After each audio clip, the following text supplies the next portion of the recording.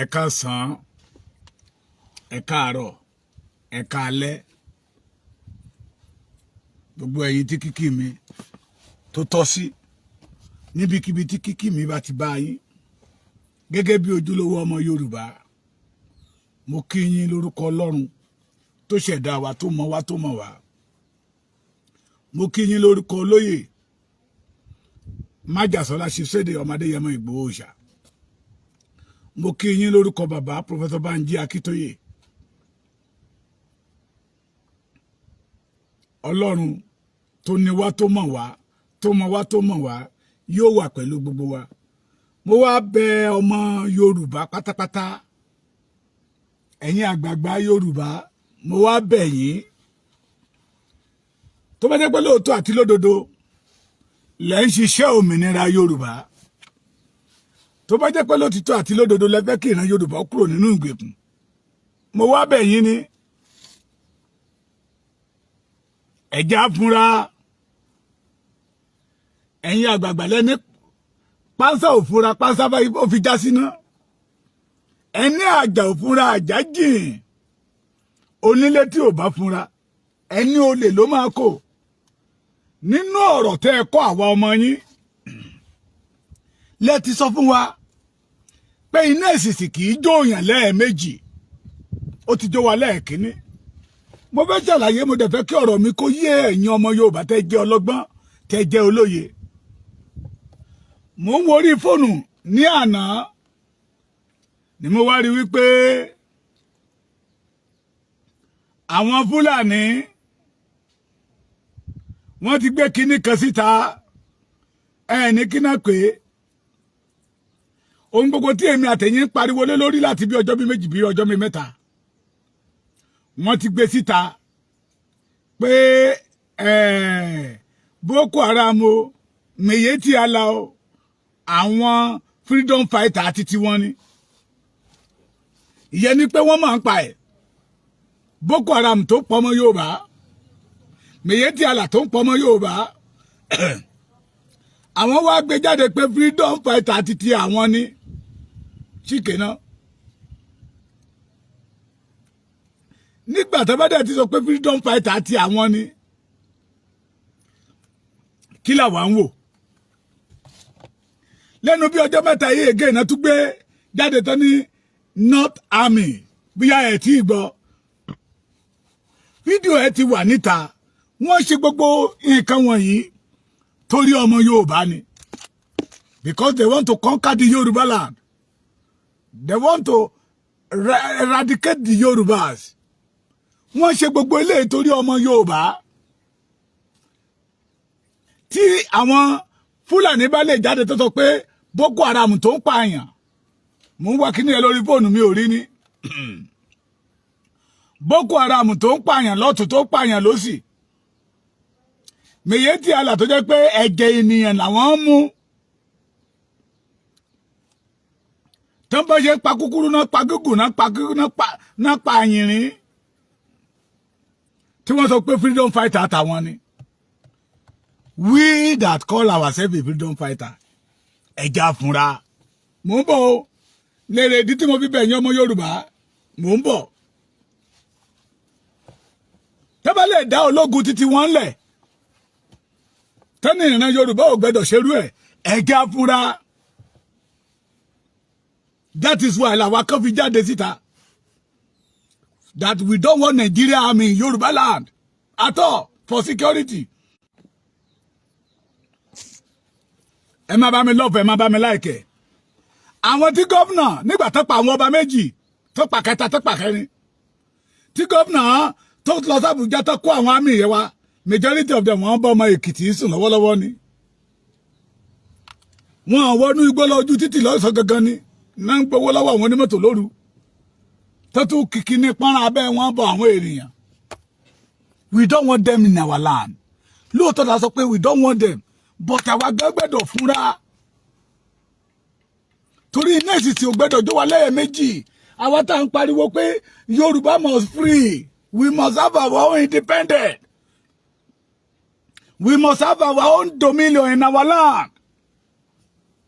àwa gan ò gbẹ́dọ̀ a ò gbẹ́dọ̀ sórun àsùpìyè agbẹ́dọ̀ gbọ́n nínú ká gbọ́n níta ká gbọ́n lọ́tún gbọ́n lọ́sì tí atẹ́gùn bá kọjá létí wa ó yẹ ká mọ̀ tó mọ̀ ẹ̀ èrèdí tí mo fi sọ bẹ́ẹ̀ rẹ̀ pé ó yẹ ká gbọ́n àwọn tó ń lé wa wọ́n ń kóra wọn papọ̀ wọ́n jọ di mímọ̀ fún wa pé Boko Haram o irinṣẹ́ táwọn fẹ́ fi ní freedom lọ́wọ́ Yorùbá ní tá máa fi gbalẹ̀ Yorùbá àti Mèyétì Àlà àwa tá a kóra wa papọ̀ ní ọjọ́ wọn àná bí Dúpẹ́ Onítìrí ṣe wu àárín wa rèé it cause confusion Dúpẹ́ Onítìrí fi ọgbọ́n àrékérekè divide the house bàràbàrà yẹn sì wà lára wa dé ní Mìrájì wu àárín wa ó pínlẹ̀ sí méjì bàràbàrà yẹn sì wọ àárín wa lénìí Ọlọ́run tún bá wa ṣe Ìgbòho wọn bí dá kó wálé Ìgbòho wọn ò bí dá tó bá wá Nàìjíríà wọn á mú ni tó bá fẹ́ sọkú ìyá wọn á bọ́ọ̀bù gbogbo bẹ́ẹ̀ ni I use this opportunity to say a big thank you to àwọn tó wá láti Amẹ́ríkà tó wá láti London táwọn náà kọ́ kú ìyà kọ́ ló ń jẹ wọ́n bí tàwa Baba Gani Alágbàlá you command a big respect for my hand and I will continue to give you respect Ààrẹ Almaroof I will continue to respect you ìyá mi Kóyin Àrà ìyá mi Tóyìn Ọláoyè ìyá mi Helen Ọbáfẹ́mi àtàwọn kọ̀ọ̀kan tí mi ò mórúkọ wọn you command a big respect for the Yoruba people ẹ̀yin náà kọ́kú àwa lọ bẹ̀ pé ohun tó bá máa ṣẹlẹ̀ kó ṣẹlẹ̀ kí làwọn á sá kúfúkúfú wọ́n mọ̀ pé tí olóyè Ìgbòho bá wọlé the mural will come up again olóyè Ìgbòho dé ó ṣòkú ìyá ẹ̀ ta ló kọ́kọ́ yọjú Tájù ni ó sọ katakata nígboro ẹnu Tájù sọ títí ẹ̀ tán ìkan tó jáde síta olóhùn Dáúdà òṣìṣẹ́ òṣìkáyé ló porúkọ ara ẹ̀ tó ti fi gbogbo ọjọ́ ayé ẹ̀ bóra tán àwọn wọ̀nyí ò níbi lọ wọn ò dẹ̀ fẹ́ kí ìran Yorùbá ó níbi kankan rè they want to cause confusion again please don't let us allow them ẹ má dá wọn lóhùn bàbá ní olè ní olóyè ṣe we love him bàbá ṣe rí sísà mi ṣe program kan lánàá yèyé dára kòwé program tó yẹ kí gbogbo ẹ má bá mi love ẹ má bá mi like ẹ sísà mi yèyé dára ṣe program kan bí àná ṣe ni bí ìjẹta ni wọ́n pe máa àgbà OPC kan wá àwa àti bàbá yìí àjọ pàdé ní Ìgbòho ni bàbá yẹn tó àpíà ní Ìbàdàn àwọn yẹn dúró tán oru program tí yèyé dára ṣe yẹ bàbá yẹn tún wìnrìnwìnrìn ọ̀rọ̀ ń bẹ tí mo fẹ́ kí ọmọ Yorùbá pátápátá ká lọ gbọ́ àwọn kan wà mo lè ka 500 OPC member tó wà ń bẹ reform wà ń bẹ new era wà ń bẹ àwọn OPC bàbá Fáṣẹ̀hùn wà ń bẹ not every OPC ló bàjẹ́ ló dìdàkudà kì í ṣe gbogbo àwọn OPC ni wọn ò gbàgbọ́ nínú ìjàngbara ilẹ̀ Yorùbá and the majority àwọn OPC tá à ń sọ yìí wọ́n mọ̀ pé ọmọ Adéyẹmọ kò wá olórí kò jáde síta torí pé kó lè jẹ olórí mẹ́wàá ẹ̀ Adéníyì Adéyẹmọ ọmọ ọba ni kò lè jóyè kò lè jẹ́rú oyè yẹ ilé bàbá ẹ̀ náà ti jẹ́ bàbá yẹn tún pérépéré ọ̀rọ̀ lórí prógámù yèyé dára yẹn tó jẹ́ kí irú àwa yìí mọ̀ tó ṣí wa lójú wípé àwọn kan wà nínú OPC torí owó náà fi ń ṣe àwọn yẹn lẹ̀ ń wò tẹ́ ń dagbára agbádá white kalẹ̀ gbẹ́rẹ́yẹ káàkiri wọn ṣe OPC torí ìran Yorùbá lára wọn ni Dáúdà wà ìkànnì wọn jáde títa ó ní àwọn ajá olóyè yẹn ìtajà olóyè ni wá but I can tell you today olóyè will never send anybody mo jẹ́rìí mo mọ olóyè débẹ̀ ni They want to cause confusion again. Wọ́n rí olóyè ṣe Sunday Igboho gẹ́gẹ́ bí ohun ìdínà tí ò jẹ́ kí wọ́n rí owó gbà mọ́. Mẹ́wàá ojú ti là. Bí gbogbo gómìnà bá ń pe Ìbà Gani Adams, tó ń pe Gani Adams, my governor lẹ́kìtì ò lẹ́fà pé láéláé. Ojú ti là. So wọ́n rí Sunday Igboho gẹ́gẹ́ bí ẹni tí ò ní jẹ́ kí bísínẹ́sì táwọn ń ṣe tó fi rí agbádá white gẹ́gẹ́ ń bò káàkiri. A warrior leader tó ń bu agbádá white tó jẹ́ pé agbádá white olókùn festival Ọya festival náà ń bá káàkiri. Ohun tí ọmọ Adéyẹmọ fi ṣẹ̀wọ̀n nìyẹn. Tá bá pe ọmọ Adéyẹmọ ní olè, yes, we love him. So àwọn tẹ́ ń pariwo olè ó jọra ẹ̀ lójú, gbogbo yín lẹ mọ̀, ẹ ti dá ọmọ ọkọ mọ̀ yàtọ̀ sí ọmọ àlè, ẹ ti dá ẹni tó nífẹ̀ẹ́ Yorùbá yàtọ̀ sẹ́ni tí ò nífẹ̀ẹ́ Yorùbá, ẹ ti dá ẹni tí ó wẹ̀wù ìgbéraga àtẹni tí ò wẹ̀wù ìgbéraga, ẹ ti dá wọn mọ̀. Please let us leave them alone. Ẹ má dá wọn lóhùn mọ́. A tún gbé wọn dìde bá a ṣe gbé Onítìrí dìde ni, to bring confusion among the Yorùbá again. A gbé wọn dìde, a gbé Tájù dìde, a gbé Dáúdà dìde. One boy náà ó pupa báyìí, ó jáde lánàá mo gbọ́ tó ní wọn lè máa bú ọ̀gá wúrú ta ló rẹ́dí ti Gani. We don't have time for Gani. Tí Gani bá dìde lọ́la pé òun fẹ́ ṣèṣe ọmọ ọkọ Yorùbá, every one of us will follow him. Àní abẹ́ bọ́ nínú ìyà burúkú tá a wà yìí. Kì í ṣe táìmù tá à ń wo agbádá white gẹrẹyẹ ká máa. Wọ́n rí Gani, Dáúdà, Tájù rí wípé ọmọ ìfẹ́ dí ọ̀nà business wọn. The only business tán fi OPC ṣe ní ká máa gba contract. That is why they see Sunday Igboho as enemy. Ṣé ẹ mọ̀ pé Dáúdà sọ wípé ẹ̀yin tẹ́ wà ní diaspora, Sunday Igboho ló kù tẹ́ nìkan lẹ̀ ń tọ́jú. Ká lè mọ̀ pé they are there for money. Ni mo fi ní pé mo rọ gbogbo ọmọ Yorùbá. Program tí Yèyé Dára ṣe lánàá. And if I have opportunity, I will call Yèyé Dára again. We must repeat that program. Ká pé bàbá yẹ wá, ó tún pẹ̀rẹ̀pẹ̀rẹ̀ ń tá a mọ̀ àti ń tá a mọ̀.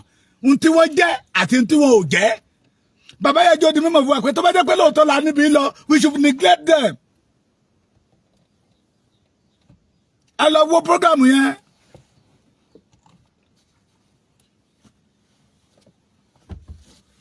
Ẹ jẹ́ wá focus. Torí àwọn tó ń bá wa fà á, everyday ni wọ́n rọra wọn ní agbára. Ohun tí ò yẹ ká máa gbọ́ nínú ìlú là ń gbọ́. Ẹ̀mí tí Boko Haram ti gbà ni. Ẹ̀mí tí Miyetti Allah tó ti sọ dànù. Tẹ́lẹ̀ jáde síta tó sọ pé Miyetti Allah o, Boko Haram, freedom fighter àtàwọn ni. Wí! Táwọn dé dìde ta jáde síta. Thank God for olóyè Chief Sunday Igboho. Ó wá ní Sunday Igboho did not have anything to offer Yorùbá. He has offered a lot. Ohun tí àwọn gan ò lérò, olóyè Igboho ti offer ẹ̀. Number one, that time, tá ń pe Gani tí Gani kọ̀ tí ò jáde síta. That time, tá ń pe Ààrẹ Ọ̀nà Kakanfò, olórí ogun ilẹ̀ Yorùbá, wọ́n pa wá ní gangan tí Gani dé reviews. Tó Gani nínú interview ẹ̀ ó sọ wípé Ààrẹ Ọ̀nà Kakanfò ti tẹ̀ ó kìí ṣe Ààrẹ Ọ̀nà Kakanfò ogun, mọ́dà Ààrẹ Ọ̀nà Kakanfò lòun. Tí ò jáde síta, òkú dẹ̀ sùn ní gangan. Wọ́n pààyàn l'Èkìtì, wọ́n pààyàn l'Oǹdó. Ọwọ́ kẹta lọ bá Sunday Igboho.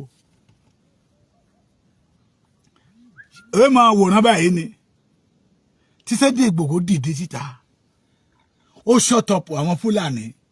Tí Sunday Igboho bá jáde nígbà tó jáde yẹ, millions of Yorùbá á ti kú, Fúlàní adé ti gbalẹ̀ wa torí á ti dùn mọ́ wọn.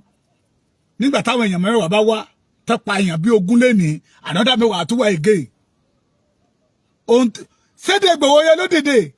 Sẹ́ríkì tí àwọn gbogbo Ìbàràpá ń bẹ̀rù, Ìgàngán ń bẹ̀rù, tó ń bẹ̀rù, tó jẹ́ wípé wọn ò lè dé pálásì ẹ̀. Kó wọn bí wọn dá kọ́ dé pálásì ẹ̀. òun ló sọ pé tó ń bá gbòòrò Sunday Igboho òtútù á mú mi àyà mi àlàkàràràràràrà. Sunday Igboho did a lot for the Yorubas. Aago káàbọ̀rú ní Sunday Igboho wọ Èkìtì mi báyìí. Àwa tá a jọ mọ wọn tá a pè wọ́n lámọ̀ pé Alágbádá wá ṣiṣẹ́. Ó lọ sóògùn ó lọ káàkiri gbogbo ilẹ̀ Yorùbá pé enough for the killing of the Yoruba people. So Sunday Igboho ti dábìrà. Ó dẹ̀ sì ń dábìrà yẹn lọ́wọ́. Ẹ rí ni bàbá mi kú ní 1992 at age of 76 years. Bàbá yẹn a máa ní ogun mẹ́ta ló wà tí Yorùbá máa jà. Ogun ẹnu, ogun ọwọ́, ogun ẹsẹ̀. Ogun ẹnu ní Sunday Igboho ṣì ń bá wọn jà lọ́wọ́. Tá bá gbọ́rọ̀ Igboho wọ́n á mì tìtìtìtì ẹ̀rù máa bà wọ́n. Níwà ẹ́ mo láwọn ilé fẹ́ dá confusion lẹ̀ láàrin wa ni. Gbogbo ẹ̀yin ọmọ Yorùbá níbi rè ni wà. We need our freedom. Ọmọ kékeré Fúlàní kan jáde síta tó ṣe fídíò tó ní tí Sunday Igboho bá jáde síta. Tí Sunday Igboho bá jáde síta tó bá pa Fúlàní kan ó máa pa ọmọ Yorùbá 10. It show that ọ̀rọ̀ tí Sunday Igboho tó ń sọ yẹ abẹ́rẹ́ ni nínú ayé wọn tó ń gún wọn níbi tí ò dáa. Ẹni kí Gani wá jáde síta kó wá sọ̀rọ̀. Ẹni kí Dáúdà wá jáde síta kó wá sọ̀rọ̀ tàbí Tájù. So ẹni tí ò lè gbà yàn tí bàbá mi kan ní ẹni tí ò lógun ní Ìbàdàn tí pera rẹ̀ lógun lẹ́kọ̀ọ́. Agbádá wíwọ̀ ò jẹ́ ká dá àgbàlagbà mọ̀mọ́. The Yoruba we need our freedom everyone lẹ̀. Ibi wọn bá ba yé Gani jẹ́ dé. Tọ́lọ́run bá fẹ́ràn Gani tó bá ṣí níyè á mọ̀ pé àwọn tó yí òun káàkiri wọ́n sọ́n di ọ̀tá Yorùbá lójoojúmọ́ ni. Gani náà wá mọ̀ wípé oyè tóun jẹ́ kì í ṣoyè inú ilé bàbá òun oyè ilẹ̀ Yorùbá ni. So let us leave them alone. Let us be focused. Àwọn Tájù, àwọn Dáúdà, àtọmọ pupa tó jáde síta I don't know their name. A tún gbé wọn dìde bó ṣe gbé Onítìrí dìde ni. Wọ́n sọ fún wa wípé iṣẹ́ ìjàngbara pé wọ́n máa ń kọ́ ni. Mi rò pé wọ́n ṣì dá school ẹ̀ ńlẹ̀ rí. Mi rò bẹ́ẹ̀. Kọ́ńdà school bí wọ́n ṣe jẹ ìjàngbara síta. Entertainment tí Sunday Igboho ń ṣe ó ní ipa nínú ayé ọmọ Yorùbá lénìí. Please ẹ̀yin àgbààgbà most especially all the media that we believe in our freedom wọ́n gbàgbọ́ wípé Sunday Igboho ló ń gbé wa jáde síta. Àbí bẹ́ẹ̀ kọ́ wọ́n gbàgbọ́ bẹ́ẹ̀ ṣùgbọ́n òye wọn ni ẹjẹ́ fi wọ́n lẹ̀ ibi tá à ń lọ we have only one enemy that is Fulanis. We have only one enemy. How to defeat that enemy lẹ́kẹ́jẹ́ ká máa wà focus. They are Yorubas kò tí ì yé wọn ni. Wọ́n rí ọmọ Adéyẹmọ gẹ́gẹ́ bí ó fẹ́ blọ́ọ̀kì ọ̀nà ìjẹ́ wọn because tí wọ́n bá pe OPC. Ẹ̀yẹ bẹ́ẹ̀ máa gbowó lẹ́ o àwọn ọmọ bá wa wọ́n á gbowó yẹ. Onímọ̀bí ní program tí Yèyé Dára ṣe ní àná lèmi rí wò. Wọ́n pe bàbá OPC kan tó àgbà wọn máa dalẹ̀ gbogbo ìkólọ wọn lọ́lọ́run máa dá padà. Bàbá yẹn máa jèrè ilẹ̀ Yorùbá mi ò mórúkọ wọn mọ́ ni. Àpàdé wọn ní Ìgbòho, àpàdé wọn ní Ìbàdàn. Wọ́n dúró tán. Bàbá yẹn ti túṣọ lójú eégún pé àwọn kan wà, àwọn tá à ń wò níta yẹ tán sọ̀rọ̀ pé òun ò gbàgbọ́ pé Gani ló rán wọn. Wọ́n rí i pé ọ̀nà àtijẹ wọn ní Sunday Igboho ń block. Wọ́n dẹ̀ mọ̀ pé kò block ẹ̀. Bàbá yẹn sọ to the extent pé iṣẹ́ tó yẹ kí àwọn tó jẹ́ OPC ṣe iṣẹ́ tó yẹ kán ṣe ní ilẹ̀ Yorùbá tí wọ́n kọ̀ tí ọ̀tẹ̀ ojú kòkòrò olè tí wọ́n kọ̀ tí wọ́n ò ṣe lọ́lọ́run gbé ọmọ Adéyẹmọ dìde láti ṣe. Bàbá yẹn dẹ̀ lóun gbàgbọ́ nù ẹ̀ pé òun fi gbogbo ara àtọkàn àti ayé láti run orí títí dé ìsàlẹ̀ lòun fi gbogbo ara tẹ̀lé torí that is the race tóun fi join OPC. Ẹ lọ wo program yẹn mo fi yọ Ọlọ́run bẹ̀ yẹn lọ wo. Bàbá yẹn sọ̀rọ̀ kò dẹ̀ sọ̀rọ̀ torí pé ó nílò owó. Bàbá yẹn ò sọ̀rọ̀ torí pé ó ní nígbà kan òun àti Gani ọ̀tá ni wọ́n. Ó ní ṣùgbọ́n lẹ́nìí Ọọ̀ni of Ifẹ̀ ti pé òun for the betterment of the Yoruba people òun dẹ̀ ti surrender but we need peace. Can't support here. Mélòó lára Fúlàní divide and rule tí wọ́n lò yẹ. Tán gbé wọnú ayé onítìrí tó nítìrí fi ń dà wá lágbónù. Ọ̀nà tún gbédè yìí o. Onímọ̀ fi ní ẹ̀yin ọmọ Yorùbá ẹja ní ìfúnra. Ẹ̀ẹ̀mẹyẹ ọdún, ẹ̀ẹ̀mẹyẹ oṣù, tàbí ń rán ọ̀rọ̀ dúpẹ́ onítìrí lẹ́nu. Bàbá mi ká pè mí á ní bàbá Èkìtì ọmọbìnrin ti jágbàgbé Yorùbá ní ṣẹ̀tà ńlá ní bàbá mi àdékù ejò ní tí gbò bá kú tán aṣòro ẹja pa ilé ikú pápátá kí gbogbo àwọn ènìyàn kọ́ mọ̀ pé irọ́ ló ń pa ìmí ìnà tó gbédè yìí o. A lè máa dá Tájù lóhùn, a lè máa dá Dáúdà lóhùn. We now forget what the reason tí gbogbo wa fi jáde síta tàbí ń jìyà bí aláìní bàbá. Please leave them alone. Kán máa bú ọmọ Adéyẹmọ, kán máa bú ìyá ọmọ Adéyẹmọ, ìyá ti lọ. Ẹ jẹ́ kán máa bọ́kù òkú ọ̀run jà, kán máa bú bàbá Adéyẹmọ, ìfúsẹ̀, kán máa bú bàbá Akíntóyè lọ́wọ́lọ́wọ́. Ẹ já fi wọ́n lẹ́ ibi tá à ń lọ. Torí àwọn ọ̀tá wa kò tí ì sinmi o. The only enemy that Yorùbá have, wọ́n àti ìsinmi. Wọ́n recruit ara wọn ní everyday. Ṣé mọ̀ pé ọ̀pọ̀lọpọ̀ nínú wọn ní Buhari ti kó sínú iṣẹ́ army? Tẹ́ bá gbàgbé màá rán yín létí. Majority of them ní Buhari ti ṣe kíni ló ti kó sínú iṣẹ́ army. Buhari wá lọ tá àwọn àgbààgbà wọn á bẹ̀rẹ̀ sí recruit wọn. Wọ́n dẹ̀ bí president dá kó sọ pé stop it. Because they believe that Nigeria belongs to them. And because they believe that they are the owner of Nigeria. Wọ́n àti ìnísìmí. This is time for us, the Yorubas, the Agbekoyas, the Odokoyas, the Obìnrinkoyas. Àbí the èwo ló tún kọ̀yà mẹ́. The real ẹ̀yin tẹ́ jẹ́ pé the real OPC. Tó jẹ́ pé ẹ wọnú OPC ẹ búra fún òmìnira Yorùbá, not for somebody. This is time for you to come out. Bẹ́ẹ̀ ni káwa focus, káwa náà sọra wa dọ̀kan. Láàárín wa lóòótọ́ a lè ṣe ká má rí àwọn kan dá rẹ̀ sí. Àwọn abóra owó ọṣẹ tó fi ń bóra ló ti tán. Wọ́n rí wípé tí Gani ò bá rí contract gbà lọ́wọ́ àwọn olóṣèlú, báwo làwọn ṣe máa jẹun. Bàbá yẹn sọ wípé ó ní àwọn kan wà tó ti sọ OPC di kòkó ọbẹ̀ wọn tó jẹ́ pé ibẹ̀ náà ti ń jẹ. Ẹ lọ wo program Yèyé Dára yẹsẹ̀. We must move forward. Ẹ jẹ́ kóra wa papọ̀. Fúlàní tó ń bá wa jà wọ́n kóra wọn papọ̀ lójoojúmọ́. They want to face the Yorùbás.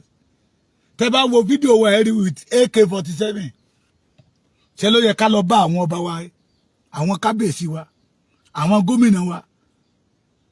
Ká gbégbèsè náà bí àwọn ọmọ wa náà ṣe máa ní AK tó bá mú Fúlàní tó ń lo AK-47 lọ́wọ́, kí ló dé táwọn ọmọ wa náà ò lè lo AK-47? Let us be focused. Wọ́n tún gbé wọn dìde níṣẹ́ bí wọ́n ṣe gbé Onítìrí dìde. Ẹ má jẹ́ àgbà fún wọn.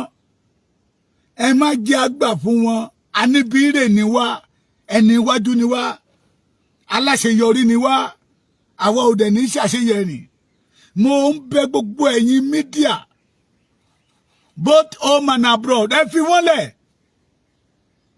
Ẹ jáde torí títí wọn o. Mo dẹ̀ fẹ́ kí gbogbo wa mọ̀ pé kì í ṣe pé ìdùnnú ni gbogbo wa fi jáde síta. Ẹni tó láyé àti ọ̀run tó ní kọ́kọ́rọ́ ilẹ̀ Yorùbá lọ́wọ́ ló gbé èmi àti ìwọ jáde. A jáde torí òmìnira, ìgbáyé gbádùn, ìtúsílẹ̀ ilẹ̀ Yorùbá ni, not because of them. Ẹ̀yin jẹ́ ohun èlò sí ọlá, àwọn jẹ́ ohun èlò sí ìdíbàjẹ́. Don't allow them. Ibi tá ń lọ ní kẹjá ká ariwo ọjà ni wọ́n. Leave them alone. Àwọn lọ́balọ́ba ń ṣèpàdé wọ́n pè ń bẹ̀ ó lè polo ọrùn Ìgbòho ó lè ra agbádá tó wọ̀ yẹn sà. àti fìlà àtàgbádá àti bàtà ẹsẹ̀ polo tí Ìgbòho ló wọ̀ ara but ibẹ̀ yẹn kọ́ là ń lọ orúkọ tó bá wù yín kẹ́pẹ́ ọmọ Adéyẹmọ we continue loving bẹ́ẹ̀ tí ẹ̀ ní ó lè ní àwọn diaspora tó ń kówó fún nítorí pé ó ṣiṣẹ́ takuntakun gẹ́gẹ́ bí ọmọ ọkọ ni they will continue love Ìgbòho ẹni ọmọ Yorùbá tó bá ti dìde ní irú àkókò ìnira tí Yorùbá wà pé ìyà ò gbẹ́dọ̀ jẹ́ Yorùbá ọmọ Yorùbá rẹ́dì láti gbà á lẹ̀ láti súgbà ẹ̀ rí ni ìwà mo ti sọ̀rọ̀ yẹn tipẹ́tipẹ́ ìwà ó ṣe kókó nínú ayé ọmọ ènìyàn ìwà ní júwe irú ènìyàn tí ènìyàn bẹ́ jẹ́ ìwà ló máa sọ irú ènìyàn tó jẹ́ ìwà yín ti fi yín wọ̀n pé lóòótọ́ ẹjọ́ OPC because you want to make money ẹ wá rí ẹni tó jẹ́ pé iṣẹ́ tó yẹ kí OPC máa ṣe tẹ́ máa bíìlì àwọn gọ́vnà tẹ́ máa sign contract fáwọn gọ́vnà tó sọ wípé òun ó ní níbi security summit tó ṣe ó jáde síta ó sọ̀rọ̀ rádaràda ọ̀rọ̀ tí Ìgbòho sọ ló ní mínì jù wọ́n àwọn ọba yẹn bó ṣe ń pàtẹ́wọ́ Ọọ̀ni of Ifẹ̀ kan tó sọ pé ẹ pàtẹ́wọ́ fún Sunday Ìgbòho ẹ pàtẹ́wọ́ fún Sunday Ìgbòho bàbá yìí aṣọ tẹ̀ mẹ́rin ìgbéraga ní Gani gbé wọn lọ́bẹ̀ ó dìgbà tí Gani bá bọ́ ẹ̀wù ìgbéraga yẹn lẹ̀ àdèmọ̀ bàbá yẹn sọ náà rọ̀ ẹ̀ ó ní majority àwọn tó ń tẹ̀lé Gani lẹ́yìn tó sọ̀rọ̀ àǹdí Gani àwọn ló gbé ẹ̀wù ìgbéraga wọ Gani àwọn gẹ́gẹ́ lọ tá ṣùgbọ́n òun gò mọ̀ tẹ́nìyàn bá ti kékeré ọjọ́ orí kékeré tó joyè alágbára ó yẹ kó ní àwọn adviser tó máa advice ẹ̀ tó jẹ́ pé every day ni ó máa lérò lẹ́yìn tí èèyàn bá ti jẹ oyè kan tó jẹ́ pé every day ni àwọn ènìyàn ń reduce kó mọ̀ pé òun ní problem kó tún mọ̀ pé àwọn tó yí nǹkan wọn ní problem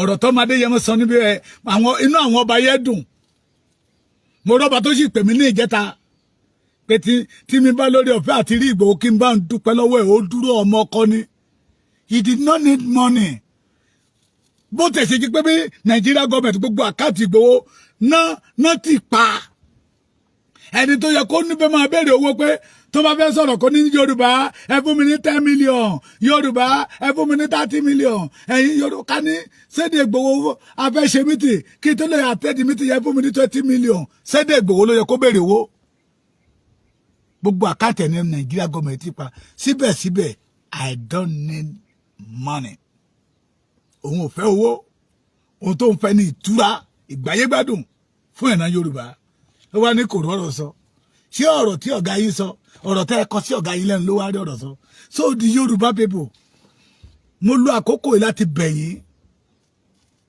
ẹjá fi wọ́n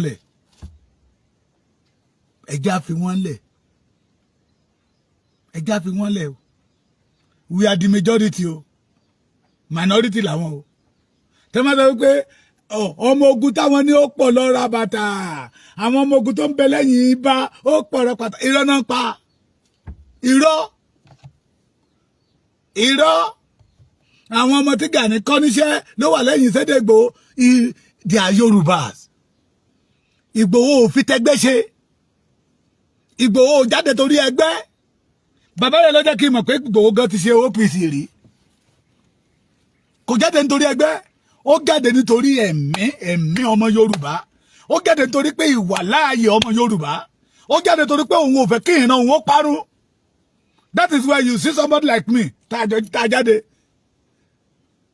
àwọn àgbààgbà tẹ́ jáde oríṣiríṣi èèyàn jáde síta pé this is time ẹni tó máa ṣáájú wa là ń wá tẹ́lẹ̀ adẹ̀ ní ẹnìkan tí àwọn bàbá wa ìgbàanì tẹ́tí fi oyè kan lẹ̀ pé yóò máa ṣáájú ogun tó dẹ̀ reviews ọlọ́run dẹ̀ wá gbé Baṣọ̀run mi dìde and kò dẹ̀ ríra gẹ́gẹ́ bí olórí I could remember nígbà tá a fẹ́ ṣe rálẹ̀ Èkìtì ó ní ẹ má bẹ̀rù ẹ jẹ́ ká fọwọ́ kàn wá náà gbà yẹn náà máa tó mọ̀ bóyá ibà Gani Adams ń bẹ lẹ́yìn wa bóyá kò sí lẹ́yìn wa he continue praising ibà Gani ẹ̀yin wá rò pé ó ń pọ́n gẹ́bà Gani lẹ́nu ní gbangba ó ń rán àwa kan níṣẹ́ ká máa bú Gani no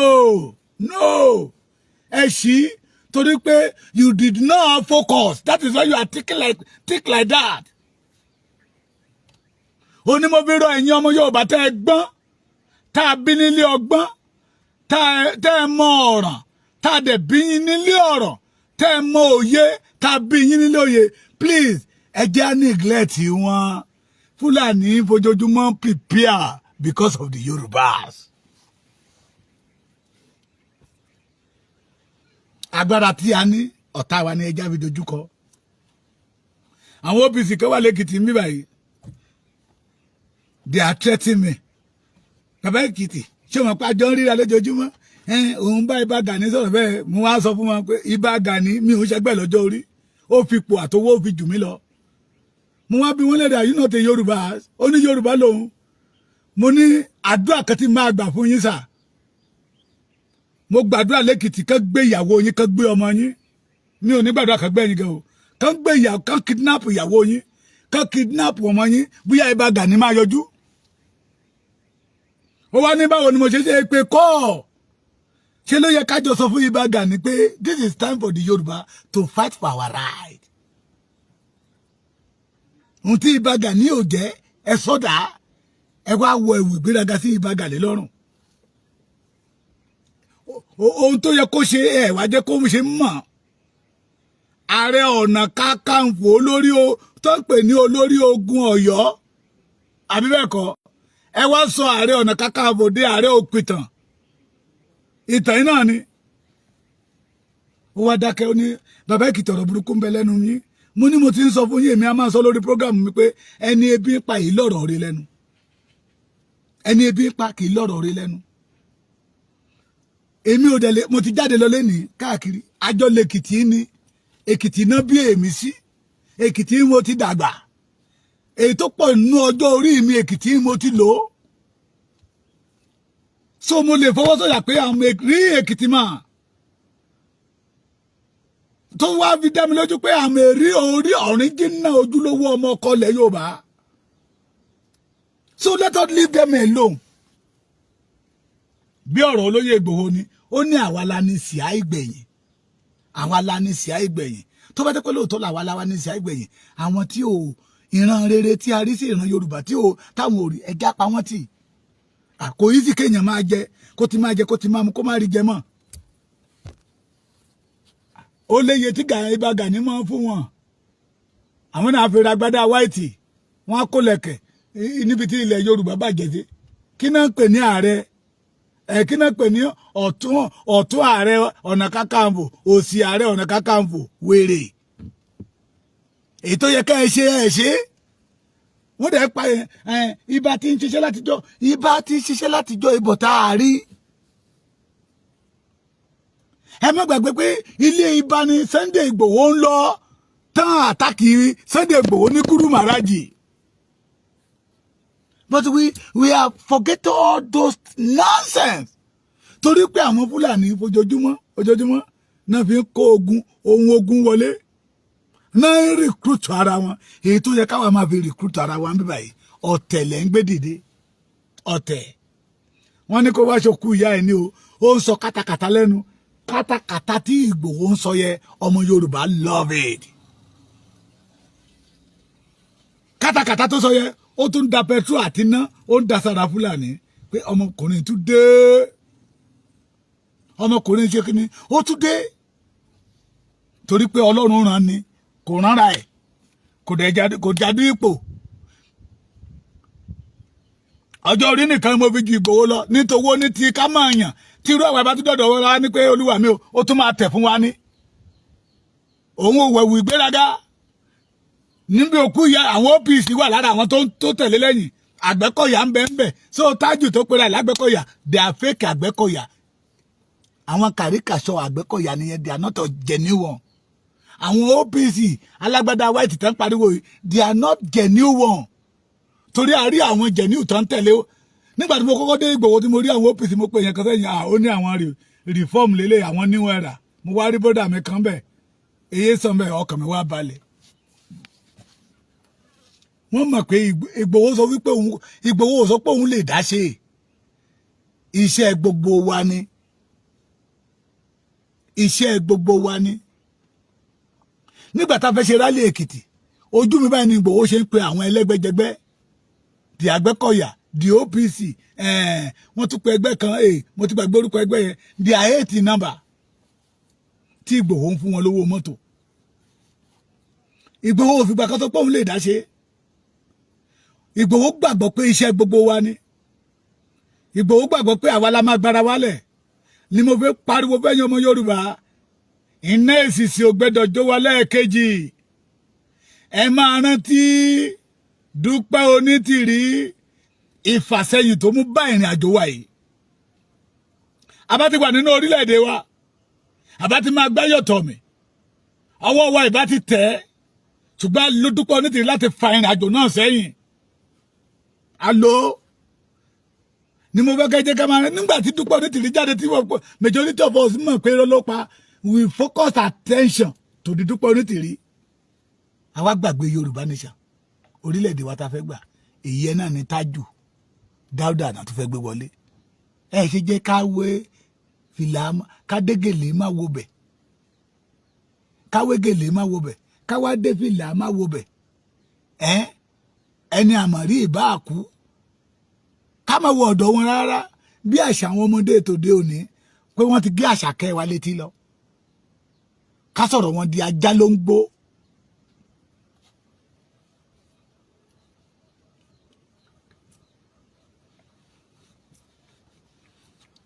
ká ṣe kí ni ká sọ ọ̀rọ̀ wọn di ajá ló ń gbó ẹni Olúṣọlá prógámù tí ìwọ àti Yèyé Dára ṣe lánàá please mi fóònù mi gba tí mo ti fọ́ọ̀dù rẹ̀ tí mo ti flash ẹ̀ ìrìn nọ́mbà Yèyé Dára lọ́wọ́ prógámù yà máa túnṣe ká máa jẹ́ kí gbogbo ọmọ Yorùbá mọ̀ we invite that man bàbá yẹn ṣí wa lójú ó jẹ́ ká mọ̀ pé ká fi wọ́n lẹ̀ ìran tí àwa ní àwọn orí Fúlàní kó ọmọ ogun jọ lójoojúmọ́ àwọn jáde síta wọ́n ní Boko Haram àti Miyetti Allah freedom fighter wọ́n ní àbí bẹ́ẹ̀ kọ́ màmá mi kan sẹ́ẹ̀dì kìíní kan sí mi Access Bank lénìí ta ló máa mọ̀ pé Yorùbá ló ní Access Bank wọ́n ti gbà lọ́wọ́ wa Nàìjíríà ti gbà lọ́wọ́ wa gbogbo nǹkan tí àwọn bàbá wa ṣe é lẹ̀kọ́ pátápátá wọ́n ti gbà á bàbá yẹn wá sọ̀rọ̀ ó ní àwọn akẹ́kọ̀ọ́ àwọn join OPC because of money àwọn ló dẹ̀ yí Gani ká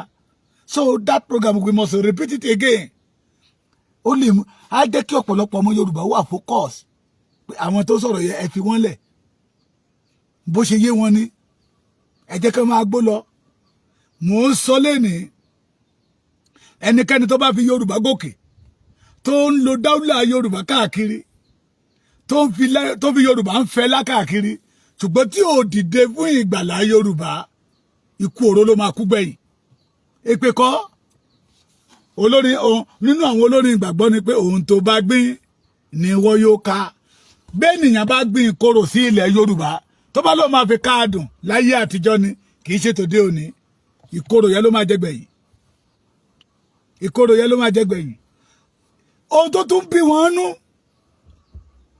ní pé ọmọdé yẹn mọ́ sọ pé òun ò gbowó àwọn dẹ̀ fẹ́ gba owó nínú owó yẹn làwọn ti máa rí ọ̀pọ̀lọpọ̀ agbádá white rà táwọn náà máa fẹ́ lákiri wọn àbá sọ fún wa pé wọ́n ti lọ gbẹ́bọ sí àárín òkun ní mídú òkun lọ́hùn pé ká má wọrí mọ́ 20 billion n tó ń ta wọn lára nìyẹn so tó bá ń pe Sunday Igboho ní olè ẹ má já dá wọn lóhùn mọ́ gbogbo wa la mọ̀ pé Sunday Igboho ò jalè tó bá pe Sunday Igboho ní alákọ̀rí ìyẹ́ òní kí Sunday Igboho jẹ́ alákọ̀rí àwa mọ̀ pé ọmọ ọkọ Sunday Igboho wùwà ọmọ ọkọ tí ì ṣe àwọn tí ń fọwọ́ sí júwèé lé bàbá wa let us be focused please ibi tá à ń lọ gangan ní jẹ́kẹ́jẹ́ káró kárántì nẹ́ẹ̀sì sì tó jó wa lẹ́yìn lánàá kárántì ìfàsẹ́yìn tí Dúpẹ́ Onítìrí an association tó cause ní ìyá ànáni àbí ìjẹta ni mo rí kinní kan ìjìnlẹ̀ òmìnira 2022 ìjìnlẹ̀ FM radio Turkey mo ní wèrè ni wọ́n kárántì ìfàsẹ́yìn tí Dúpẹ́ Onítìrí tó kó bá ìrìn àjò yìí. We should know ẹni tá a bá ti rí pé fíṣẹ̀ tá wà ní kò ní fíṣẹ̀ náà ẹ má jà dá wọn lóhùn. Mo fi yọ náà lọ́rùn bẹ̀yìn wọn, most especially àwa media. Mo tútù sọ ọ̀tá ẹyọkẹta nínà ní Fúlàní wọ́n dẹ̀ ń gbáradì lójoojúmọ́, wọ́n ń gbáradì lójoojúmọ́. Ọ̀nà táwa náà máa fi gbáradì. Bọ́dà mi kan pè mí láìpẹ́ yìí, ó ní ọ̀nà táwa máa rí lọ orí àwọn ọba yẹ ṣùgbọ́n wọ́n sọ pé àpè wọ́n tẹ́lẹ̀ ni àwọn tí ò tí gbọ́nú wọn ká ló máa pè wọ́n. Yọ̀wọ́ ẹ̀kọ́ Mọ́rẹ́mí Títíá yóò dára fún yín, ojú òní tì yín. Ẹ má já wariwo ọjà mọ́. Ìfàsẹ́yìn náà fẹ́ lò, àwọn fẹ́ gba glory níbi tí wọn ò ṣe sí ni. Meanwhile ọ̀pọ̀lọpọ̀ nínú wa ò fúnra, wọn ò mọ̀ tó bá dé pé wọ́n mọ̀ ní wípé ọmọ Yorùbá yóò ṣùgbà Sunday Igboho. Àwọn náà àwọn ni ẹni àkọ́kọ́ tí ìbá jáde. Ṣé mọ̀ pé ohun tó ga wọn máa kọ lórí ni pé Yorùbá ò ṣe é nu ẹnu fún. Abẹ́ ti gbàgbé ọ̀gá wọn ní Yorùbá ò ṣe é nu ẹnu fún, Yorùbá ò ṣe é jà fún.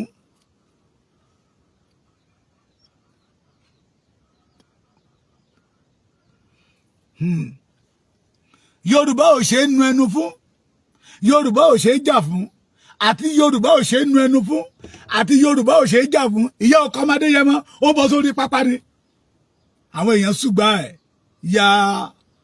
Mo ní Ìgbòho tá a lọ, ìyàwó ti tèmi sọ pé oní kò sí kú kankan ẹ máa lọ. Nígbà tí mò ń dì máwọn ọmọ mi pé ọjọ́ ọ̀la yín máa dára. What time tí mo kó ara mi bọ̀ yìí torí ọjọ́ ọ̀la yín kó lè dára ni. Ó ní kí n má sọ̀rọ̀ àrò kankan, ó ní kò sí kankan tó máa ṣẹlẹ̀. Bàbá mi a lọ sí Ìgbòho a lọ àbọ̀, nothing happen. Àwọn mọ́tò tá à ń pàdé lọ́nà ẹjọ́ ṣe Ìgbòho ló ń lọ, Ìgbòho lẹ́ ń lọ tó ń tẹ̀lé wa lẹ́yìn. Lórí ọmọ kan ìwà ni ìwà ó fi hàn gẹ́dẹ́gbẹ́gẹ́dẹ́gbẹ́ pé ẹnikẹ́ni tó bá dìde láti jà fún Yorùbá àtòdé òní, Yorùbá ò ní gbàgbé láìláì. Yorùbá ṣe é nu fún, Yorùbá ṣe é jà fún. Ẹni bá ní Yorùbá ò ṣe é nu ẹnu fún, ẹni bá ní Yorùbá ò ṣe é jà fún ní kó wo ìwà ẹ̀. Ẹni leader tó bá jáde lẹ́nìí táàrí wípé ó gbé òtítọ́ dání, ó dẹ̀ ń fẹ́ ìtẹ̀síwájú ilẹ̀ Yorùbá, kò fẹ́ kí ẹ̀jẹ̀ Yorùbá ó ṣàn lẹ̀ mọ́, we follow him. Ntọ́mọdé yẹn mọ́ ṣe nìyẹn. Nígbà tó jáde síta, he did not ask for money. Nígbà táwa fẹ́ lọ gba kí lẹ́ ń pè date, mo pe àbá ti wá lánàá owó mọ́tò ní òsì, ó tún sẹ́ndì owó mọ́tò sí wa, sí èmi. Bàbá àbá ti wá lánàá a ṣe ń tẹ owó mọ́tò jọ ní. That is Igboho for you. Torí ó gbàgbọ́ pé kí láǹfààní owó tó ń ní tí ọmọ Yorùbá ń jìyà. That is the vision that our four leaders tí wọ́n ní vision ẹ̀ káwọn ṣáà ti yó ni. Òun lè yàn ká máa fi ní pé òun kọ lẹ́tà sáwọn gọ́vnà. Ó mọ̀ pé tí gọ́vnà yẹn tí lẹ́tà yẹn bá kọjá látọ̀dọ̀ gọ́vnà tí gọ́vnà bá buwọ́lù lẹ́tà yẹn ò ní jáde lọ́wọ́ òfo. What Sunday Igboho asked for ni wípé ẹ̀yin bàbá wa pátá ẹ pàṣẹ fún wa kẹ́dẹ̀ tiwa lẹ́yìn ẹ bá wọn gọ́vnà yẹn sọ̀rọ̀.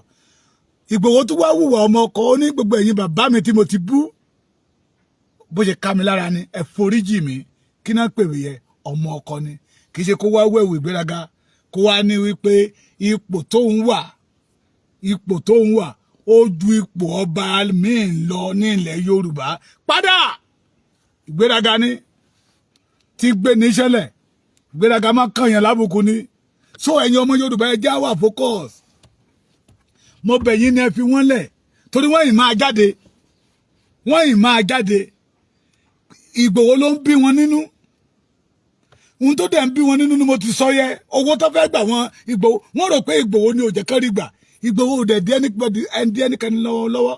Program eléyìí tí mo ṣe Ìgbòho yìí máa pè mí pé bàbá Èkìtì mo ṣáà ti ṣe olúwa mi má bínú ni wọ́n gbàgbọ́ pé Ìgbòho ló rán wa síta mi ṣe mo wá jẹ́ gẹ́gẹ́ bí ọmọ kékeré ni ṣé Lady K ló jẹ́ gẹ́gẹ́ bí ọmọ kékeré ṣé Ọmọlúkà ló jẹ́ gẹ́gẹ́ bí ọmọ kékeré ni tí ò mọ ohun tó tọ́ yàtọ̀ sí ohun tí ò tọ́ ṣé Masbi ló jẹ́ gẹ́gẹ́ bí ọmọ kékeré ni àbí Òmeyọ̀ àbí ọmọ ọba Abíọ́dún ló jẹ́ gẹ́gẹ́ àbí àwọn mídíà wa káàkiri tẹ́tí wà nílùú òyìnbó wọ́n fẹ́ wálé káwọn náà máa wọ kí kán dálé iṣẹ́ lẹ̀ kí òyìnbó náà máa ṣe yẹsà fún wa iṣẹ́ táwọn rí nìyẹn tọ́fi rí pé lóòótọ́ lódodo tí Yorùbá bá dá dúró lọ́nà àbáyọ. tá bá fi ìyànjó yẹ àwòdì ó yẹ kó lè gbẹ́dìyẹ tá bá dẹ̀ fi ìyànjó yẹ àwòdì tó lóun ò lè gbẹ́dìyẹ ẹjẹ́ á fi ẹni yẹ lẹ̀ ó ti fi hàn pé kì í ṣara wa ni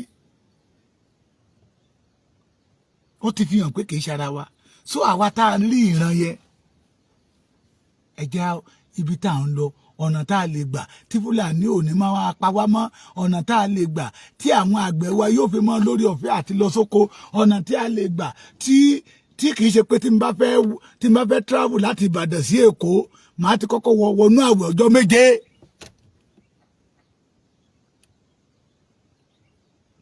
tẹ́ bá ń bọ̀ láti Ìbàdàn tẹ́ bá dé ẹ̀ ń bọ̀ láti Ìbàdàn ẹ̀ lọ sí Èkìtì bí ẹ̀ ń lọ sí ọ̀nà yín gba ilé Àkúrẹ́ táwọn ènìyàn wọn bá ti dé Oòduà yunifásitì wọn á páàkì ń bẹ̀ láago 6 láago 7 wọn á páàkì ń bẹ̀ ó tún dìgbà tí ilẹ̀ bá mọ́ torí ìta ni torí àwọn Fúlàní a lè rìn bó ṣe wù wá nílẹ̀ wa mọ́ a lè sọ̀rọ̀ bó ṣe wù wá nílẹ̀ wa mọ́ orin kan ní pé máa rìn máa yan falala torí pé bàbá mi ló nílẹ̀ kì í ṣe níbi tí Fúlàní wà. And we say that we have a leader, a warrior leader. Tó bá lóhun ò warrior mọ́, àwa tá warrior, tá máa sọ wípé wọ́n kọ́ iṣẹ́ àjẹjàngbara, irọ́ ni wọ́n ń pa, kò sẹ́ni tí ò mẹ̀tọ́ ẹ̀. Kò sẹ́ni tí ò mẹ̀tọ́ ẹ̀. Gani Adam ti jà fún ilẹ̀ Yorùbá, ó ti jà fún ilẹ̀ Yorùbá, ẹni kó wá ṣàlàyé ìjà tó jà fún ilẹ̀ Yorùbá tó fi pa ọmọ Yorùbá ń gbà yẹn lọ́hùn. Tí OPC fèsì mo ní program tí Yèyé Dára ṣe lánàá yẹn bàbá yẹn tún wéréwéré ọ̀rọ̀ ńbẹ̀ ohun tí ò yé wa tẹ́lẹ̀ ó jẹ́ kó yé wa bàbá yẹn láwọn ò fẹ́ kẹ́jẹ́ aláìṣẹ̀ ìjọ ọmọ Yorùbá máa tálẹ̀ làwọn fi sọ̀kọ́ ó ní láti bí ọdún 6 náà táwọn ti sọ̀kọ́ àwọn ọ̀gá mọ̀ ìyẹn ni wípé àwọn Tájù yìí àwọn Dáúdà yìí inú wọn máa dùn tí gbàtà bá rí pé ẹ̀jẹ̀ ọmọ Yorùbá ó ṣàn bí omi lẹ̀ so àwa tá a dẹ̀fẹ́ kẹ́jọ mi ọmọ Yorùbá ó máa ṣe bí omi ńlẹ̀ tá la fẹ́ gbára wa let us face the Fulani ọgbọ́n ju agbára lọ mo fi yọ́nà Ọlọ́run bẹ̀ yìí ẹ fi wọ́n lẹ̀ wọ́n fẹ́ ti Gani pa ni ẹ fi wọ́n lẹ̀ the OPC belong to all the Yorubas the Àgbẹ̀kọ̀yà belong to all the Yorubas gbogbo ẹgbẹ́ tẹ́ bá ti dálẹ̀ tó jẹ́ ẹgbẹ́ warrior belong to the Yorubas àwọn tó bá fẹ́ yàtara wọn bẹ̀ ẹ já fi wọ́n lẹ̀ àwa tá a ní bírè ẹni kẹjẹ ká gbajúmọ̀ bí tá a lọ ẹjẹ gbájú ọ̀nà wa sì jìn o adẹ̀tí fẹ́ débi tá a lọ àdìtú ọ̀rọ̀ ni ọ̀nà wa sì jìn adẹ̀tí fẹ́ débi tá a lọ ọ̀nà wa sì jìn tí mò ń sọ ni wípé we must unite ourselves ká kóra wa jọ papọ̀ ẹ mọ̀ pé Fúlàní ń kóra wọn papọ̀ wọ́n ní wọ́n dá North Army ńlẹ̀ ẹ ti gbàgbé gbàtọ́ ni pé North Nigeria Bar Association Yorùbá ò gbọdọ̀ dọ́dọ̀ ẹ̀ wò wọ́n kóra wọn papọ̀ wọ́n ń dá ọmọ ogun títí wọ́n lẹ̀ tànà fẹ́ fi faith Yorùbá ni àwa náà tó yẹ ká ṣera wa lọ́kàn ká dá ọgbọ́n jọ Ọlọ́run fún wa ní ọgbọ́n ká wá kó àwọn ọmọ wa ká wá install ọgbọ́n yẹn sínú wọn àwọn ká wá dìde ẹni tó wá dìde lénìí tó jẹ́ ká ìrè mú mí wọn wá dúró gẹ́gẹ́ bí ọ̀tá ẹ ṣe jẹ́ ká kúrò lẹ́yìn wọn ẹ ṣe rí màmá mi ní pé tó bá ń bá èèyàn sọ̀rọ̀ tí wà tèèyàn wá ń jà tó ń pariwo olórí burúkú ọmọ àlè kò ní dá fún ẹ ìwé ó ní tó bá dá lóhùn tó sì ń pariwo ó lá máa rí èèyàn bíi méjì tó bá sọ pé ẹni tó ń sọ̀rọ̀ sí tí ò dá lóhùn yìí ó mọ̀ pé ó ti pè é ní wèrè nìyẹn wèrè ni wọ́n àwa nílò ohun tó ń pè ní freedom Yorùbá need freedom àwọn ò nílò freedom 20 billion làwọn fẹ́ tó bá dọ̀là sí wọ́n lè kó sí ọ̀gá wọn lórí kó máa pariwo rìsọ́ṣọ́rì káàkiri ìyẹ́ ò kan àwa tá a níbi rè ní kẹjẹ́ ká dìde ká ṣe kíni ká máa tẹ̀síwájú ìjà òmìnira láláǹjà against the enemy, the only enemy that Yoruba have. You know the enemy, I know the enemy. Not them.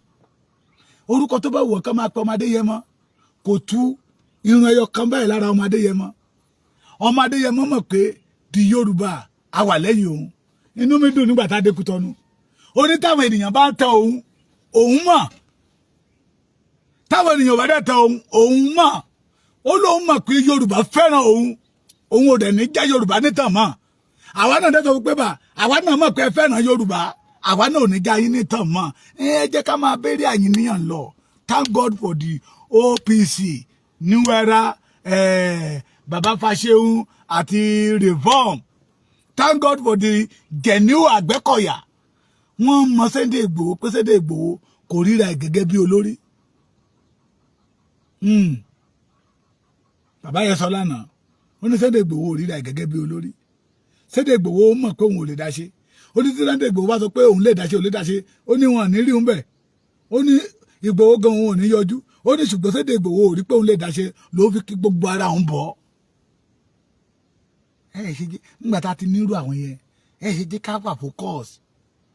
Orúkọ tó bá wù kán máa pè wá. Ẹ jẹ́ àwa focus. Yorùbá ní iṣu atẹnumọ́ràn kì í jóná. Iṣu atẹnumọ́ràn wọn ní kì í jóná. Yorùbá náà ti pé gbẹ̀ngbẹ̀ngbẹ̀ngbẹ̀ng là ń rọ́fà adití. A nílò tó pè ní òmìnira wa o. A nílò omi orílẹ̀-èdè wa o. Tí a bá focus attention wa lórí àwọn wọ̀nyí, it show that we do not need the òmìniras. Méjì tá a bá bàbá kí tó yẹ ṣe lẹ́nu ọjọ́ mẹ́ta yìí, ó ní tán bá ń bú wa ká má wo bẹ̀. Ó ní tán bá ń pè wá lọ́mọ àlè ká má wo bẹ̀. Ó ní tán bá ń sọ̀rọ̀ kọ̀rọ̀ sí wa ká má wo bẹ̀. Ó ní ibi tá à ń lọ bàbá Akíntóyè ní ká má wo bẹ̀. Bàbá yẹn ní ẹ̀yin ọmọ mi ẹ fi tèmi ṣàpèjúwe.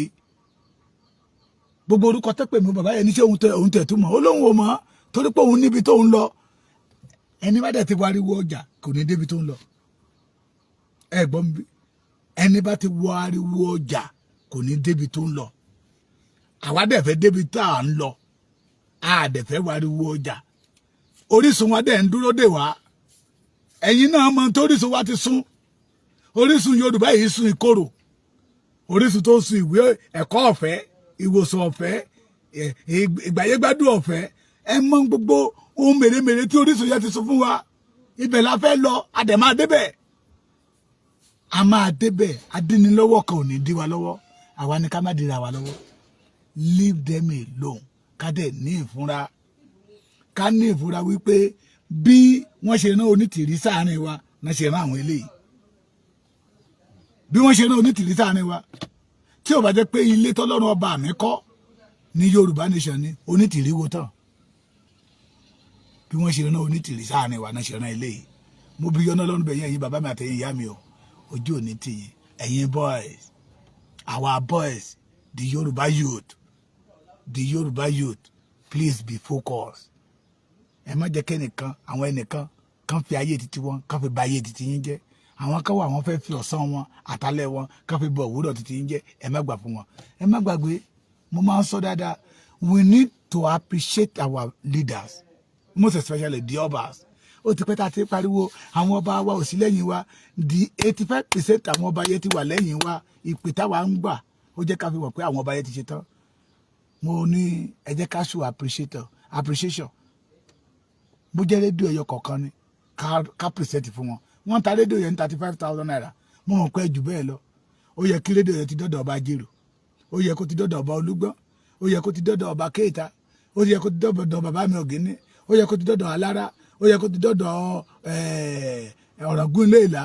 Ó yẹ kó ti dọ́dọ̀ Òrè Tọ̀tùn. Àwọn ọba ńláńlá nílẹ̀ Yorùbá. Ó yẹ kó ti dọ́dọ̀ Olúbàdàn. Ó yẹ kó ti dọ́dọ̀ Àtàwùjá ti Òṣogbo. Ó yẹ kó ti dọ́dọ̀ Tìmì Tẹ́dẹ́. Ẹ̀yin náà lọ́lọ́run máa lò. Please. Mi ní bàbá Èkìtì nìkan. Ọmọlúkà ń bẹ lóńdó. a ṣiṣẹ́ Tondo. We want to present that radio. Àwọn leaders forum lọ́lọ́run lò láti gbé rédíò yẹn jáde síta.